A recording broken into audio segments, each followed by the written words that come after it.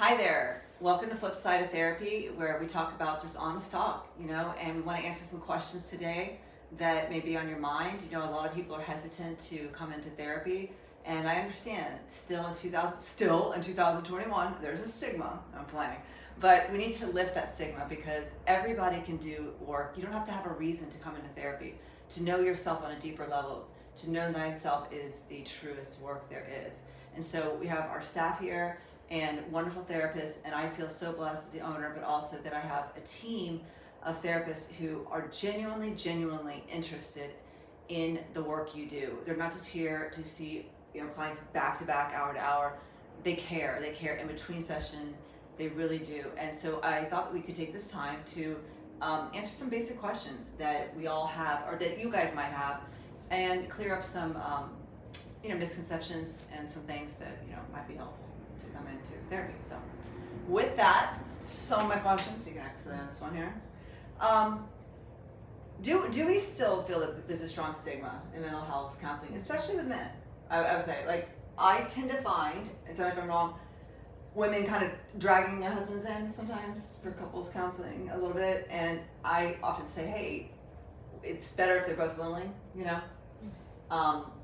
It's important. Two works. One can still work with. One can still work too. You're just changing the system. Do you guys find that experience the same with men, or maybe I'm just making a blanket statement? But still, I feel like men have this macho kind of conditioning that's still very much I don't want to share my personal, business. Do you guys ever find that with? I think there's a lot of issues that people just bring into couples therapy in general. And a lot of times there's the stigma that men have that the therapist is going to side with the female, especially if the counselor is a female. And this is the opportunity for individuals to know, hey, I'm this neutral party. I'm not here to referee you. I'm not here to take sides. I'm here to help you process. I'm here to teach you skills, and I'm here to hold you accountable to use those skills within your relationship, because that's why you're here. Yeah.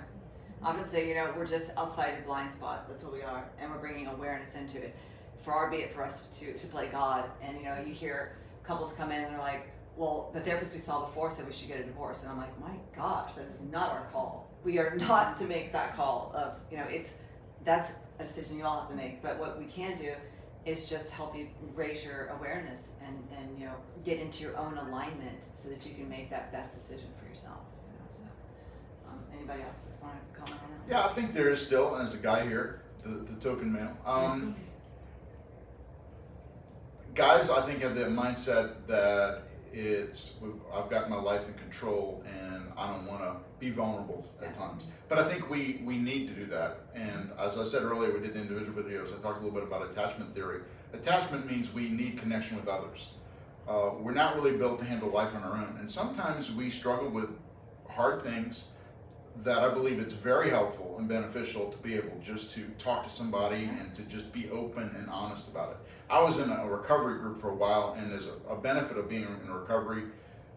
I know most people wish they were not there, but the benefit is you have a sense of blatant honesty with the people around you, and you can just let it all hang out and be you. Yeah. And I think we all need that. And I've had, since I've been here, I've had, for example, one mom who wanted to bring in her children, but dad was opposed to it. He didn't believe in it.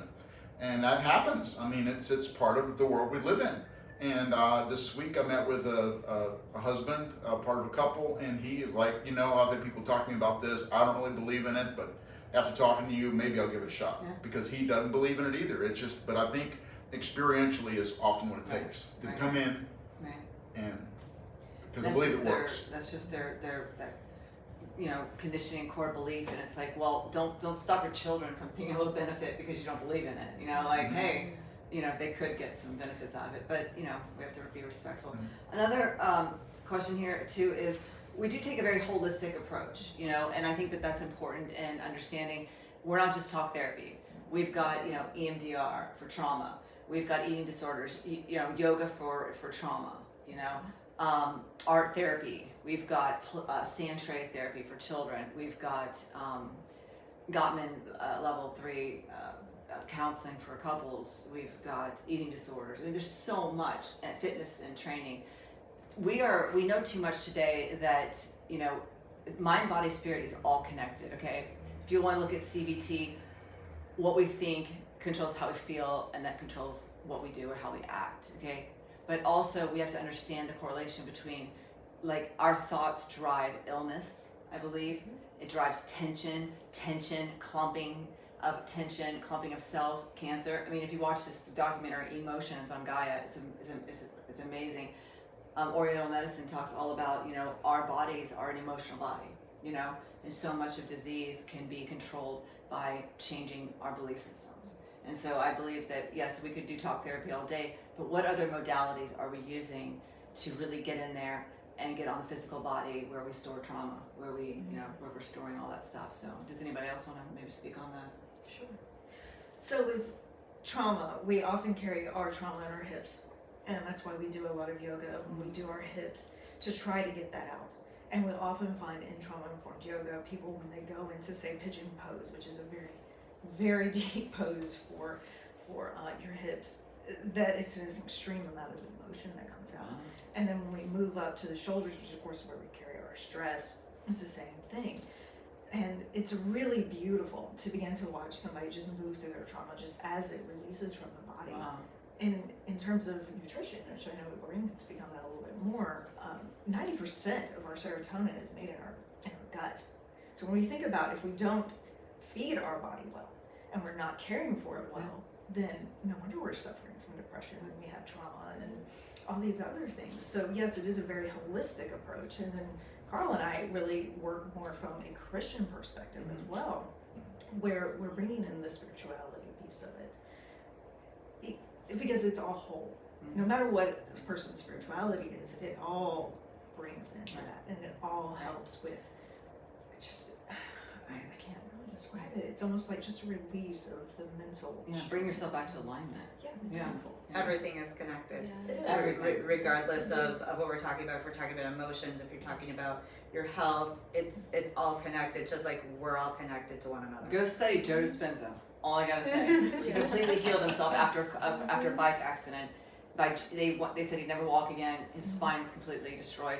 And he said, "Do not touch me." And within 40 days or something, he visualized every vertebrae going back in place, and he's 100% healed. And he does seminars, and it's like, if that doesn't show you how powerful the mind is, most of us are mastered by the mind. Buddha says, you know, the mind makes a wonderful servant but a horrible master. And it's like, okay, at any given moment, are we the observer of that mind, or are we lost in that mind? And I think that that's something that we can all learn to work on. And as you say, you know, you do Christian counseling. Was raised, maybe some of us I was raised very, very Christian and stuff like that. I like that we offer secular and Christian, because in my line of thought, it's like, look, I don't care if it's the tree that's your spirituality or whatever it is, something outside of yourself, because don't make yourself your higher power, okay? That's dangerous. We learn that in recovery also. But it's like the belief in something greater, which is the higher self, the intuition, a connection to that which is outside of you. And, you know, I think that's, you know, who are we to judge? Who am I to judge? But I pull from a lot of different teachers. In 2021, guys, there's so many wonderful enlightened beings walking this earth. And with the social media we have, I'll make recommendations of people for my clients to listen to, and they're like, oh yeah, I'm gonna get around to that. And I always know the real serious ones, or like, I absorbed all of it. You know, I'll start with like maybe 4 agreements or something very basic, and to see if they catch that. And then, you know, that idea we don't work harder than the clients, I tend to find myself that I do.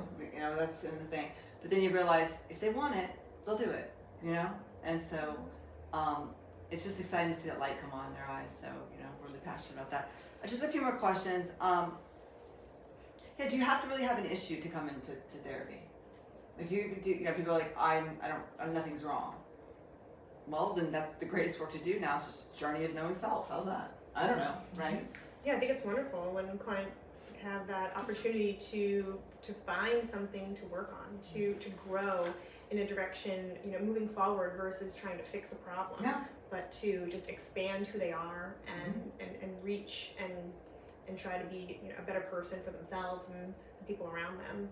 And chances are you might find something. Yeah, I'm pretty sure. But, oh my gosh, I didn't realize that was there. Well, I got a perfect childhood. I had a perfect childhood. I'm Yeah. like, just by saying that, we're gonna have to go work in that office. Yeah, definitely. Yeah. Sometimes the best sessions occur when the client comes in and says, I don't really know what I'm going to talk about today. Right. I don't really have anything to share. I'm an open book. Maybe I'm teachable. Yeah. Yeah. Sometimes the best and some of the deepest sessions happen during. I just those want to know times. myself better. Yeah. I think we all have something going on. It's a question of whether we feel safe enough or vulnerable enough to talk about it. Can we remove the ego? Can we remove that Yeah. defensiveness in the fighter long enough to be teachable?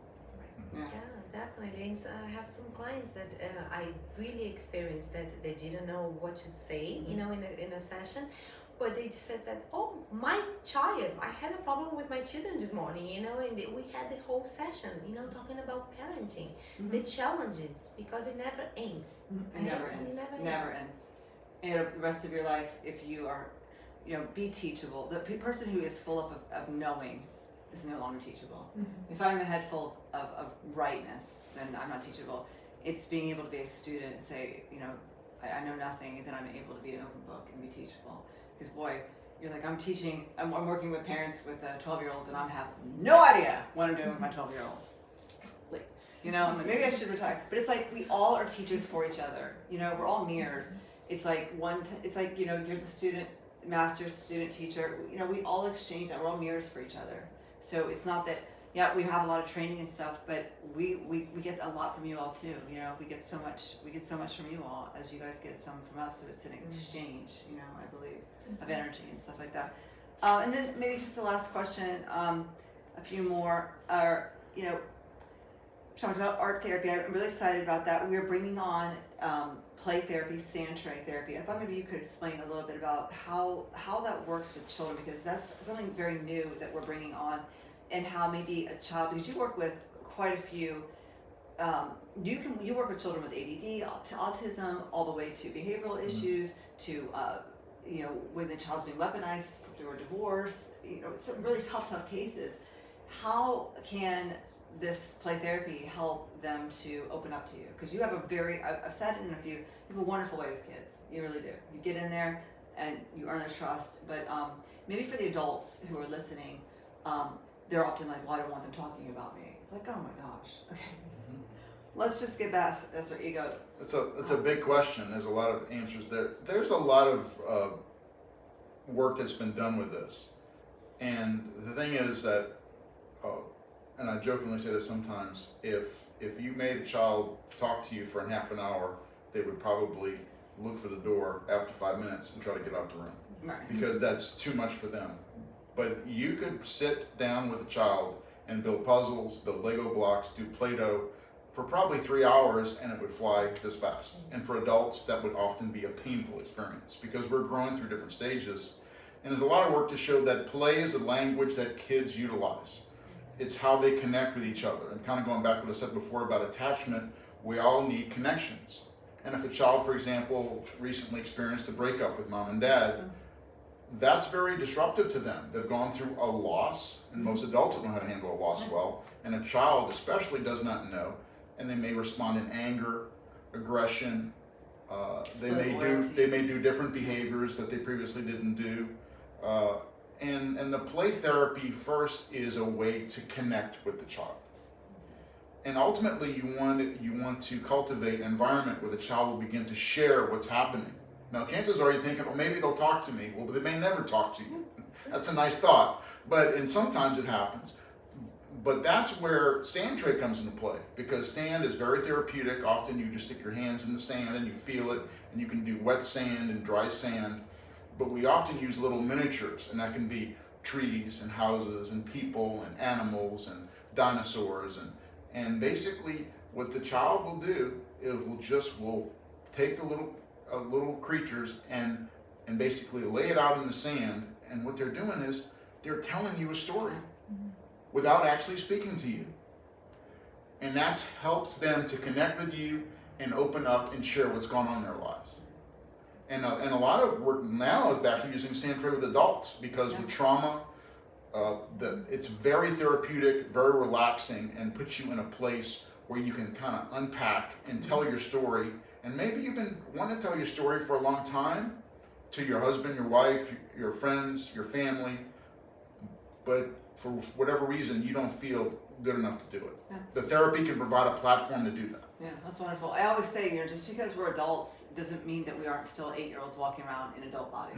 And so it's like sometimes I'll have a client say, I just don't know what it's like to be a kid again. I'm like, go to a playground, go swing, go do. They're like, I could never do that. You're like, stop taking yourself so serious. Go out and have fun, play.